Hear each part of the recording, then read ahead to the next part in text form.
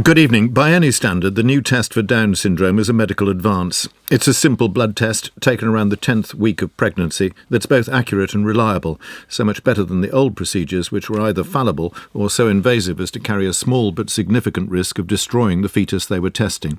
An advance then, certainly. But is it, in its widest sense, progress? Downs is an emotionally charged and ethically complicated condition. The new test makes it more so. To those unaffected, it seems a misfortune. Though the physical and mental impairment it brings varies widely, those with Downs are less intelligent, more prone to all sorts of debilitating conditions, and likely to be dependent on others throughout their shorter lives. It's understandable that many see it as tragic for both the individual and the family which has to cope, something to be avoided. Yet some of those with Down's children or relatives see it differently and say that beyond the impairments and health problems, they have much to offer that an overly pragmatic society bent on erasing human imperfections fails to see.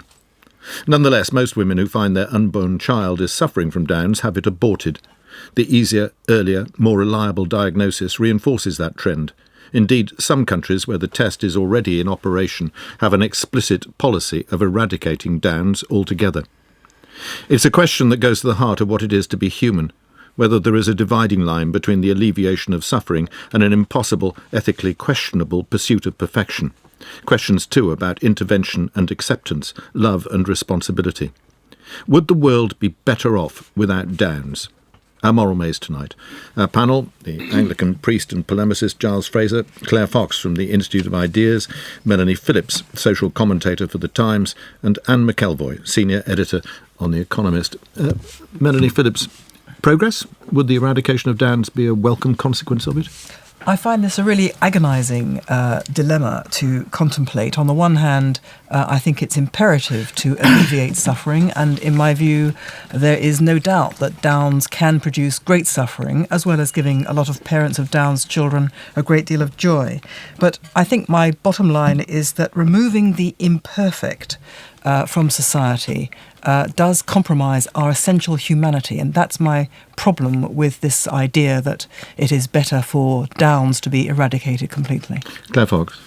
So I'm really excited about this new test. I think it does offer more choice. It takes away the threat of having a miscarriage, which was always there. And I do think that it's important that parents can decide. So that's my first thing. I actually want to eradicate Down syndrome, but I actually want to celebrate and love those people who have Down syndrome, and I don't think those two things are contradictory. That's what I want to explore. Giles Fraser.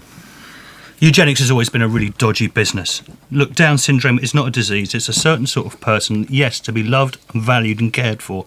And I'm really disturbed that we think it's progress to eliminate the existence of a certain sort of person. I don't want to live in that sort of a society. Thank you very much. Anne McElvoy. Well, my starting point is not so much that I would like to pursue the eradication of Downs, but I don't think that there's a monopoly on morality here, and I think that informed choice is usually the best starting place in such an argument, and see where it takes us. OK, panel, thanks very much indeed. Our first witness is the actress Sally Phillips. This is radio, if it was television you'd recognise her, who has a programme featuring her son Ollie, who has Downs, a programme called A World Without Downs, with a question mark, going out in an hour's time on BBC Two.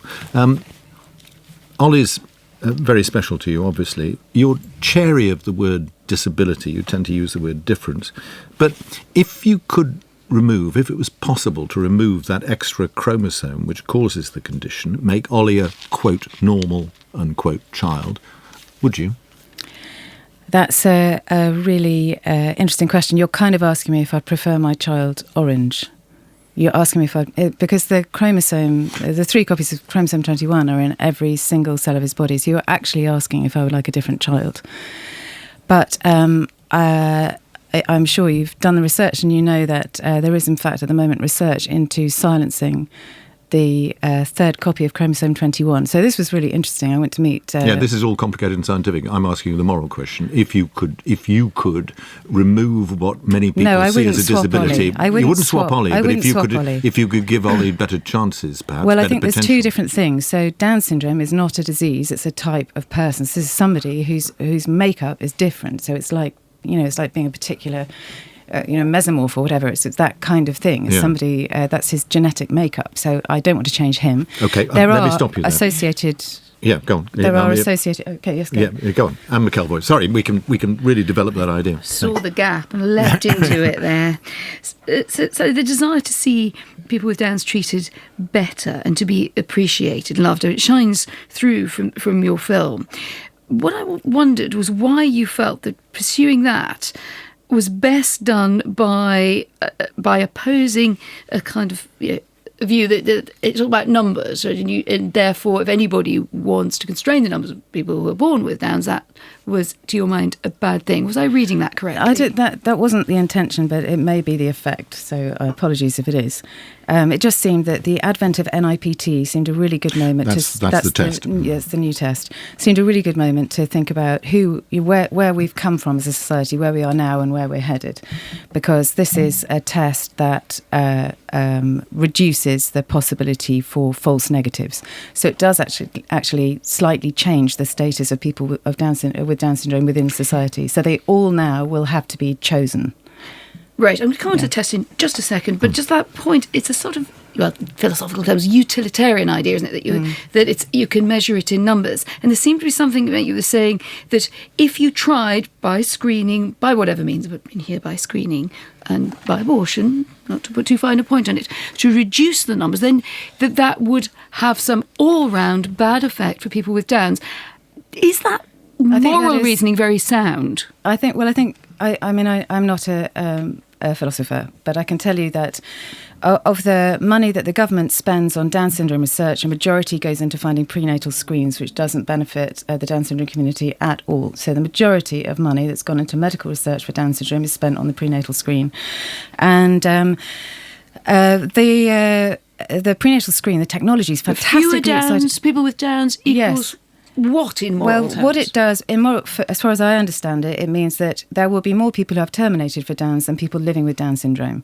So even if they're going to be very careful, that it seems, to keep the birth rate the same, but I would say that does still change society's attitude to people with Down syndrome. It creates a more toxic society. It also underlines the very existence of screening underlines the idea that people with Down syndrome are optional and inferior. Well, they're which I'd like to challenge. Yes, I mean, you do challenge it very, very strongly in the film. But the point that sort of maybe got me curious was where you thought the personal choice fitted in here. Your recommendation was so strongly against screening. What would be wrong with people making an informed choice? I would say, if you don't mind me jumping in, that choice at the moment it just doesn't really properly exist, in that there is... at the moment, when people go for their screen, they're often given incorrect clinical information about what Down syndrome actually means. They're usually given incorrect or no social information about what the quality of life is like. They are very rarely given any information about the downsides of termination. It comes to a choice in the end. They well, yes, I just think that they're not given proper information, so they're not able to make a proper choice. The very existence of... Yes, okay, sorry. So I really want to eradicate certain, conditions like cystic fibrosis, blindness, autism, Alzheimer's, but I don't hate people with those conditions. I wonder if you want to eliminate autism, then that would get rid of an awful lot of comedy writers. Probably, maybe half of us around this table, because you're forgetting about epigenetics. So you have your genetic indicators, then you have how they play out. It is true, though, that I do actually think that if you had an alternative and you could screen for autism, that would be valid. And I think that it's important to say that, and maybe this is my next question, because I was wondering whether you thought that you were entirely in your film giving a counter to what you see as a negative view of the way that Down's syndrome is portrayed. But I wondered whether you slightly downplayed some of the, the more challenging aspects of Down syndrome as well. Well, I think that the dominant narrative... So 92% of women with a positive diagnosis of Down syndrome terminate. And the dominant narrative about Down syndrome is just plain wrong. There are people who often have Down syndrome plus something. Now, I'm not pretending that you aren't more likely to get the plus something with Down syndrome, but those people are more outliers. I don't want them excluded from the community. Right. I think it's really important actually to cut the link between capability and human rights or right to life. Yes, but I think that's the thing, isn't it? Nobody's denying a right to life. People are being given a choice to screen as to whether they have a baby or not. And also there is whether a they difference come between to term. screening and testing. I think testing for a genetic condition where the family know that they have a specific genetic condition is quite different from screening an entire population for something where there is an incredible ignorance. You can provide screening and then you give people a choice. But if I can just ask you, because one of the things I'm struggling with is this implication that if you know, and some people then terminate if they think that there's a possibility of Down syndrome, that would lead to kind of, pogroms against people with Down syndrome. But actually, as there's been more screening, there's actually been fantastic social progress in terms of attitudes to people with Down syndrome. Greater life expectancy, for example. It's actually improved. There's no connection there, is there? No, there's no connection. In fact, it's a terrible So you irony. have screening, and screening gives people choice, and at the same time, society loves and cares for people with Down syndrome. I think at the moment we're experiencing exactly the opposite. And there may have been a brief period where things were getting better, but actually in the last few years, with austerity, that's hit disabled people very, very hard, and that would be another pressure, a societal pressure to terminate. It would be one of the factors, I would say. Sally Phillips, thanks very much indeed. And Thank you very much. her film, A World Without Down Syndrome, goes out on BBC Two at 9 o'clock in just over 45 minutes' time. Our next witness is Jane Fisher, who's director of the charity Antenatal Results and Choices. It's an organisation set up to support parents affected by fetal screening and its consequences. Sally Phillips' programme makes a powerfully emotional argument based on a personal story. How far do you go with the wider case that she makes? Well, we're an organisation at ARC that very much supports choice. For us, this new, and it must be said, a screening test, it's not diagnostic, is an advantage because it will allow people to avoid amniocentesis and make the choices that are right for them. Not all women are going to screen. Not all women are going to go for diagnostic testing, and not all women are going to terminate a pregnancy on the strength of a diagnosis. But we're, as an organisation, there to help them through what can be a very difficult process. And while Sally's documentary is fantastic in encouraging inclusion and positive messaging around Down syndrome, there's a worry we have that some women will feel that I don't have just a responsibility for myself and my family in this decision. I'm responsible for the future of the community. And for us as an organisation, that's not necessarily helpful. Giles Fraser? Do you think having a Down syndrome baby is second best? Not if the parents who are having that baby don't think so, no. No, what do you think? No, I don't have an opinion because I've not been in that position. No, we're on a moral programme. Okay. We're talking about moral Morally, issues. no. I want to know what you think. I don't personally. definitely do not think a baby with Down syndrome is second best. Okay.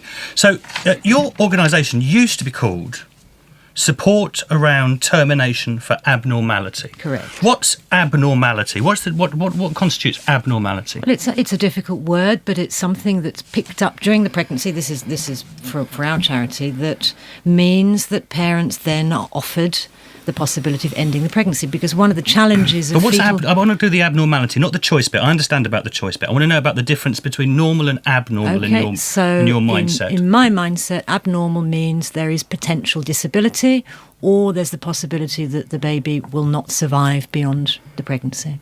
And the disability, that could be intellectual impairment, so you would be relaxed about, as has been suggested by some people, that if you manage to test for IQ in the womb, then you'd be happy with people terminating on the basis that they don't want a child with a lower IQ. It goes back to the individual choice, and I'm asking you what you think. What you actually think about this, not about what you're advising people. I want to know what you think about that. My opinion about terminating someone on the strength of IQ would not be something I personally would want to do. Oh, why not? Because it's just not my personal opinion that But why is it not your personal opinion? I mean, I want to know why you think that's bad.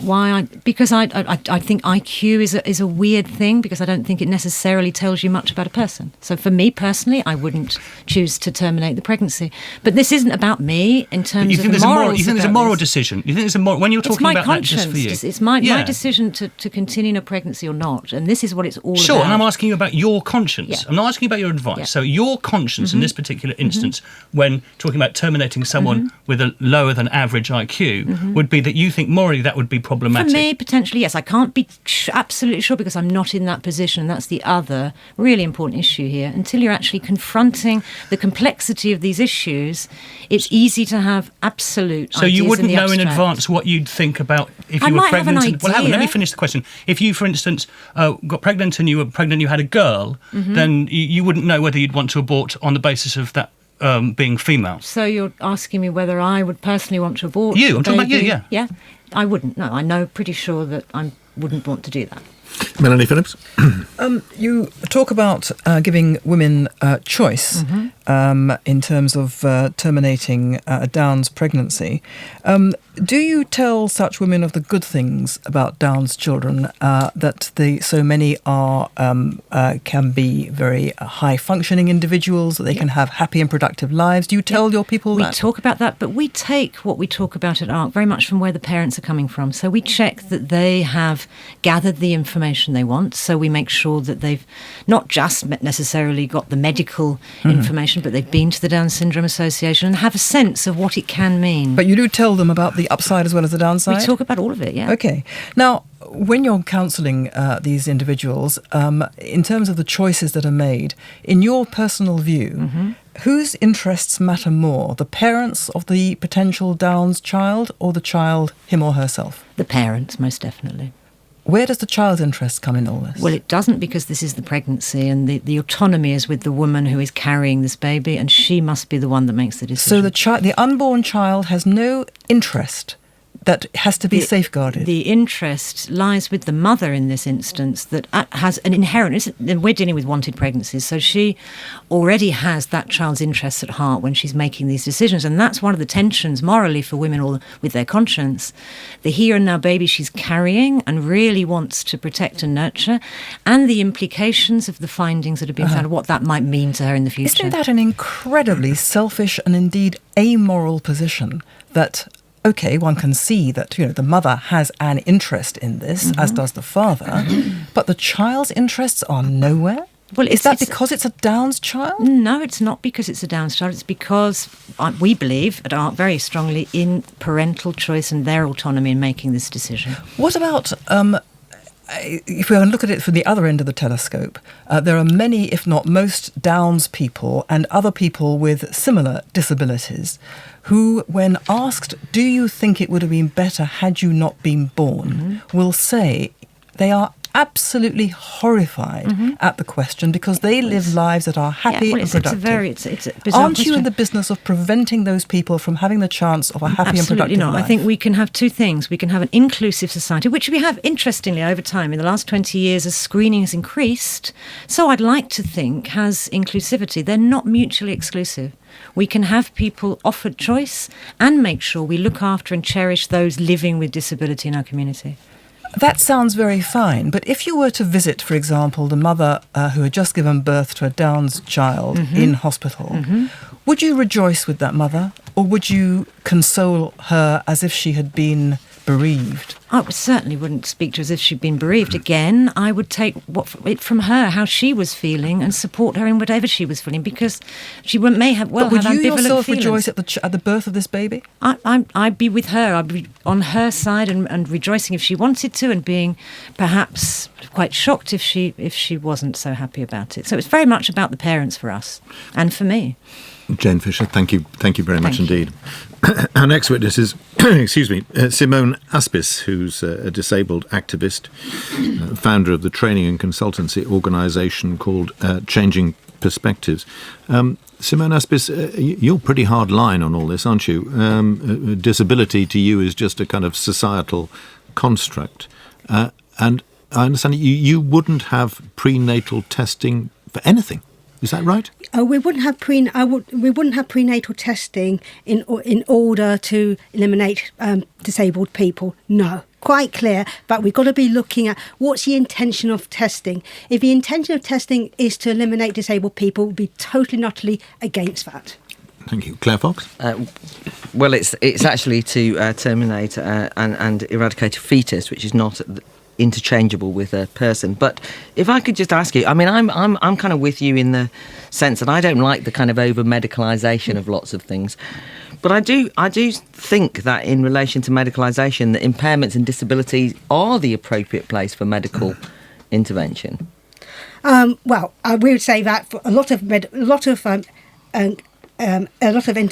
disabled people with impairments is very much a response to society's response to the impairment. So, for example, disabled people who may not be able to walk, our response would be to provide a wheelchair. So it's very much for us a response. It's very much in response to the barriers that society creates is the issue. I agree absolutely with the wheelchair, but I would want the person who can't walk to be able to walk. Ideally, the person who can't see to have their sight restored. But there's a lot of disabled people who very happily want to live the way they want to live with. I'm dyslexia. I wouldn't want to be non-dyslexic because that's part of myself. You might choose that, but I'm talking about as an ideal. I would like to give people the options to be able to see, to be able to walk if they should want. I mean, let's put it this way. How far do you go with this? I mean, medicine is used, I think, generally to alleviate suffering. Are you going to say, no, don't interfere in that community, don't impose your medical authority? The only time that any testing should be done would be only to save life, OK? So that's the point. It's only to continue and to save life, not to prevent people from being born who are different. But I was making a different point. So there's testing which gives an individual mother carrying that child is actually carrying a fetus and has to make a decision. It's the autonomous decision of the woman. But we're talking about whether screening and that mother's decision, that woman's decision rather, will lead to attitudinal change against disabled people. I'm saying there's no relationship at all between those two things. I would say there is a complete relationship between the two. Because increasingly what we're finding is a lot more people's differences are becoming medicalised and therefore is subject to screening out, and therefore we can't make that distinction. And regards to parental choice, we've got to, first of all, we've got to be thinking about how many parents, when they want to have babies, actually decide this is the particular type of baby I want. Okay, last very quick question. If you could edit out that 21st chromosome and cure Down syndrome, would you? No, because lots of disabled people live very good, happy lives, OK? And therefore, do we want a society that is just without people with any particular characteristics? But the extension would be, do we want a society with people with particular characteristics? Like, do we want a society just full of accountants? So that's where we'll be going. Anne McKelvey? Okay. We usually expect that people will make better decisions if they have information and if they're generously informed. So therefore, what is inherently morally wrong with screening or testing gives people the information they could then either follow your argumentation, or they might think, well, actually, I take a different view of disability. Okay. So first of all, it depends what type of information that you get. So if you get information about how disabled people live their lives positively, the kind of support they get, that there will be access to inclusive education, access to lots of opportunities in society, okay? And then we also got to be thinking about not only the information that parents get in terms, because when we talk about information, we're not just talking about information that people get in books. We're talking about information that parents get from society as a whole. Well, that's really why I was just trying to break in to ask you. That doesn't sound like information. It sounds like propaganda. But you can't separate the two. Information isn't simply just about what people get in terms of information about their medical condition, whether the child's going to have a severe impairment or not. It comes from what kind of messages do society give? What experience do parents have around disabled people? And therefore, you can't separate the two between parents' experiences of disabled people, the messages that are disabled people that parents get from society, and the information that's given by doctors. You can't separate the three. Who should decide on this? Well, there shouldn't be a decision. Every person has an equal right to life. Okay, it's a human right to life. Let's just move on. Sorry, the clock is running against us. I realise I'm hurrying you.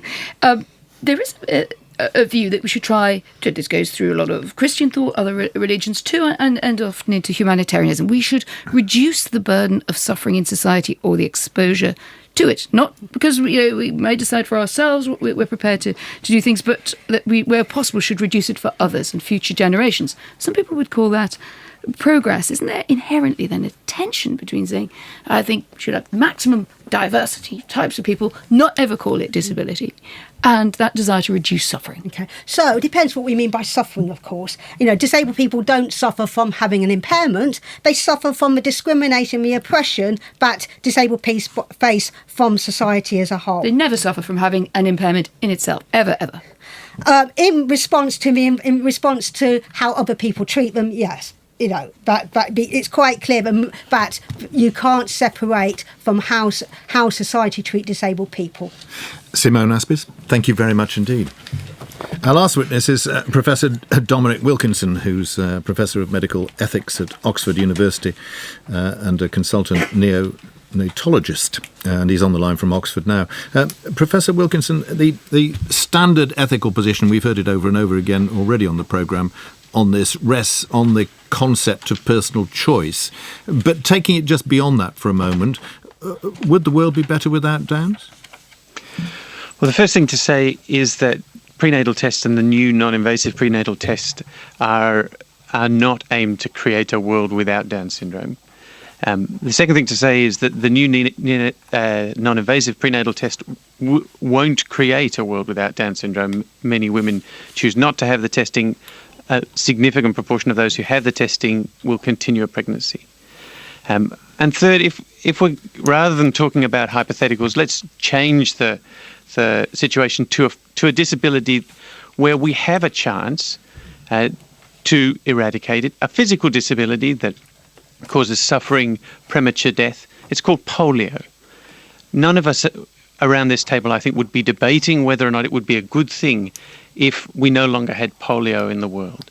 So what's different, to put the question back to the panel, about Down syndrome? Let me leave that hanging in the air. Melanie Well, Phillips. let me just come back to that very question. Isn't the difference with polio that whereas the elimination of polio was the elimination of a disease, the desire to eliminate Downs is not the desire so much to eradicate suffering, but to eradicate a certain type of individual, a certain type of human life? Isn't that the appalling difference? Well, the thing about Down syndrome is that it carries with it characteristics that make for an individual life, but also carries with it significant physical and intellectual problems, increased mortality rate. Granted. About 50% of children with Down syndrome have heart disease. Sure. They have problems with their bowel. They have increased rates of leukemia. So it's not as if it's a socially constructed problem. Point absolutely taken. But if I can just press you, because it's a crucial moral point, do you accept, however, that in trying to eradicate Downs, you are depriving potential individuals of life? So, in fact, we're not in the business as medical professionals of trying to eradicate Down syndrome, as we've heard. What we're in the position of doing is of providing parents with information to make choices about their bodies for women and their families, their future, their and their children. Right, and but given. Granted that we all want to eradicate suffering, and granted that Down syndrome can bring a great deal of suffering, isn't there a wider problem that it is the randomness of our existence that makes us human, that we have to deal with the cards that we are dealt? If we try to screen out imperfections, then we will make ourselves less human. We will eradicate or undermine our desire to care for others, which rests very, very heavily on the randomness of the cards that we're dealt. So you're right that humanity's part of humanity's richness is in its variability and in our response to all the things that occur in our lives. But that randomness will occur whether or not these particular conditions, which we're able to detect by tests, pregnancies are continued or discontinued, whether there are more or fewer cases of Down syndrome or other very serious conditions. That randomness will occur within society, and we need as humans to respond to that. We shouldn't, thinking about those individuals with society who have Down syndrome or other conditions, it's very important that we support those individuals and their families. Could I come back to your question of suffering very, very briefly? The point you make is obviously a very valid one, but for example, one could use the same argument about very premature babies. Many of them have a great deal of suffering in life because they're so premature, and yet we are going to heroic lengths to save their lives at ever earlier ages. Should we abandon that effort? Well, as we've heard earlier in the discussion, there are some very different things about the decisions that we make for children after they're born and decisions that we make for fetuses. One of the features of the philosophical questions that are about how we reconcile those different approaches, one of the questions for the panel to debate is whether there's something fundamentally different about decisions that we make for early fetuses. As a society, we've reached a point where we cannot agree. There's no agreement that's going to be possible about the morality of abortion, and because of that, we leave it to individuals to make informed decisions. That's a wide and tortured alleyway we don't want to disappear down just at the moment. Charles Fraser? One of the distinctions that has been made a couple of times in the discussion is a distinction between something being a disease and a sort of a different type of person. Can you help me with that distinction and why you think Down syndrome is a disease? So Down syndrome is caused by an extra chromosome. We all have 46 chromosomes around this table. People with Down syndrome have an extra chromosome. It's has very significant functional impacts on individuals' ability to do ordinary things. It causes physical abnormalities, blockages of bowel, holes in the heart. It causes premature Alzheimer's disease. I'm still yes. I understand that I understand the medical thing, but there's still going to be a point where you say this is going to be a disease, and this is just a different way of being human. And where do you get? That was something that Sally Phillips was very keen on. What do you make of that? Because that intuitively works for a lot of people. Well, so one of the things is that clearly there's a spectrum of a whole host of human characteristics, and the boundary between normality and abnormality is somewhat artificial. However, there are clearly conditions that substantially affect people's lives where we might say, look, if we could avoid this, if we could ameliorate this, then we ought to do so. And those conditions we call diseases or disabilities. And how would you explain to a person with Down syndrome that you think it's acceptable to abort a fetus with their condition? When couples make decisions about... how would you explain it to a Down syndrome person? Decisions that we make for those individuals in front of us are different from the decisions that women make for the pregnancy. And when they make those decisions, when society accepts that these decisions are those women's to make, it's not saying that individuals with Down syndrome have a life that's not worth living. It's saying that this is not a future that these women choose for their child. Professor Wilkinson, thank you very much indeed. Thank you. Panel, there's an awful lot to go at here, isn't there? That last question that you raised, Giles, I think is a good starting point, isn't it? Where is the dividing line between disability and difference? Sally Phillips regards her son as different, not in the sense disabled. Or even differently abled. I mean, that's something that there's all sorts of things about. I don't want a world in which everybody is absolutely perfect, and we all have different gifts, different abilities, different disabilities. And the idea that we medicalise this, turn it into a disease, and therefore we think we cure it, is actually, it feels entirely wrong when we're talking about a different sort of person. I think it's an impairment. It's an abnormality. We don't want to say that. but that is what it is. And I think there's a danger, particularly in relation to Downs, because I noticed when I watched Sally Phillips' film, so people have to watch it, but there was a kind of emphasis on, Down syndrome people and children are particularly joyful and happy. And I spent many years working special needs, so I spent a lot of time with people with Down syndrome, and that's absolutely true. I mean, it was the most cheerful experience. But I think there's a danger here of kind of over-romanticising what is an impairment, because happy though those young people were, and singing and joyous, they were not able to go beyond certain intellectual state. And I think that to sort of characterise those of us who would like for people to not be born with Down syndrome, because we think that we would like to cure, rather, was the phrase. I would like to cure it, yes. But that's because I want to give people opportunities. That doesn't mean to say that I want everybody to have blonde hair, blue eyes, all be the same, and I want to pogrom against people with... I think there's a certain dishonesty or naivety, perhaps, or disingenuousness on both sides of the argument. I mean, from my point of view, and I'm with Giles on this, as being very concerned about the moves to abort Down's children. But nevertheless, a lot of Down's children do not fit the template that Sally Phillips presents. And, all credit to her. She's got a beautiful child, and that's great. But a lot of Down's children, do have a great deal of very, very serious illnesses. It's not an illness in itself, but they do have a lot of disabilities, which can cause a great deal of pain and hardship to themselves and to their families. However, that said, I am very disturbed by the kind of train of thinking from both Jane Fisher and, to a certain extent, Dominic Wilkinson, that this is, it's the mother's choice. Well, it's not just the mother's choice. I mean, this idea that the unborn child has no rights, no interest to be taken into consideration, I find quite a brutalising attitude, and I'm quite horrified by that. Anne McKelvey? I was quite interested in the way that we ended up exploring that, because that divide is there in the debate on abortion, which we're not going to have, but it's also but it's in the air, because that's what the choice comes down to. So my reply to Giles would be, I would explain it to Down syndrome child exactly. You'd have the same argument if you were explaining to a perfectly able-bodied child, well, would you have aborted me? I mean, it's always a difficult one when you're talking about a living example. But the difference here surely is about suffering and the perception of suffering. If you perceive that some people, and Sally would say, Phillips would say very much that her son doesn't suffer, but I think other parents of Down syndrome children might disagree, or other disabilities, then how do you balance reduction of suffering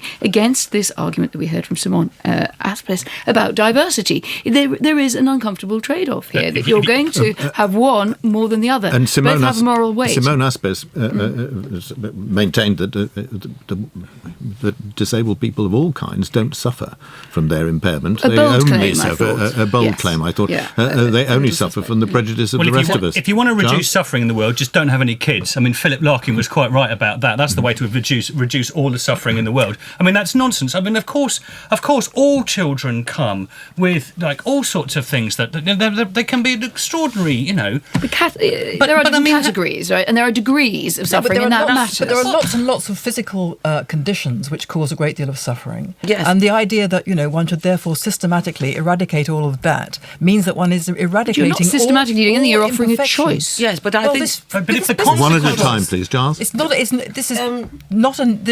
word choice is being used disingenuously. It's not a neutral choice. Absolutely. The information being provided is for one reason only: to make a decision whether this life continues or is terminated. That's not a choice. It's a loaded question. In Iceland, 100% of those who find out that they have Down syndrome now terminate their pregnancies. 100%. So the idea that actually it's just a question of individual choice, and we see what we're actually talking about is whether, and people avoided this question at all, is that all the way through, is whether that actually we'd prefer a world in which people who have Down syndrome are eradicated from the world. That could well be the consequence of this. And I say, no, we want that diversity. We want to celebrate difference. I feel as though you're talking about yourself. I want to celebrate the diversity of all these interesting, diverse people, right?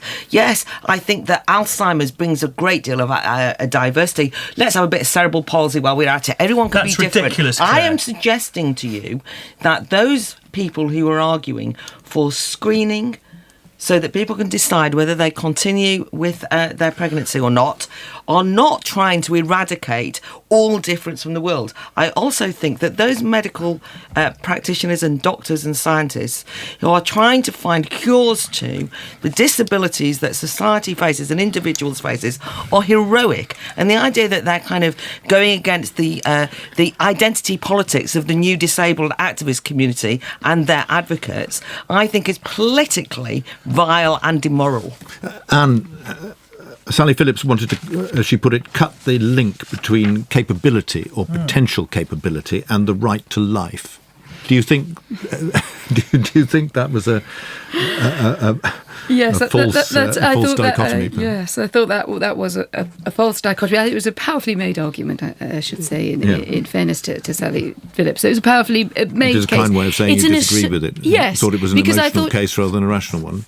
Yeah, sometimes emotion has its place in this argument. There's feeling about things. I think the problem that we got into there a bit with Sally's argument was this conflation between this is a bad thing or immoral and this is what I like, what I prefer, what I support, or how I would like to see the world. And I'm sure this also happens by this on the witnesses on the other side of the argument too. But I did feel that is always a danger, that what you end up with, and you heard it very much as well from Simone Asper, she has a particular view of society, how it should be, how it treats people. She's got a whole kind of political sociology going on there, and you kind of have to sign up to it. In the case, if you want to go the course of her logic, Sally Phillips, I thought, was interesting in that she said it would be a more toxic society if it went that route. That clearly seemed to me a risk, but I wasn't sure that it's borne out by the evidence that simply offering people an informed choice makes society more toxic. It's how people live, how they decide to treat other people that Giles, makes the other society side of toxic that or argument, not. which was put tonight, was that somehow the link was the other way around, that we are more tolerant, we cherish people with these conditions more because of the medical advances and screening. And we cherish them in such a way that we're very happy for them to be eradicated from the planet. It's like the most ridiculous thing. Condition. But that's what we're talking about. That's what we're talking about. Say. We're talking about whether this is a condition or it's a person. That's exactly the heart of the argument. And actually, for those of us, what we see is we don't see a disease. We see a different sort of person, and it is about their eradication. And it's about what you value. I mean, look, if I like basketball and I decided that my wife being pregnant, I want to test to make sure that the baby isn't short because I want them to be really... the idea that this might be a question... Wouldn't have much chance of being tall. It's just like the idea that we might test for this and that I might, send it back unless it's ridiculous and it's immoral. Claire, last very quick word. The hard and painful decisions made by those women who take this test and make a decision morally about whether they carry on with the pregnancy.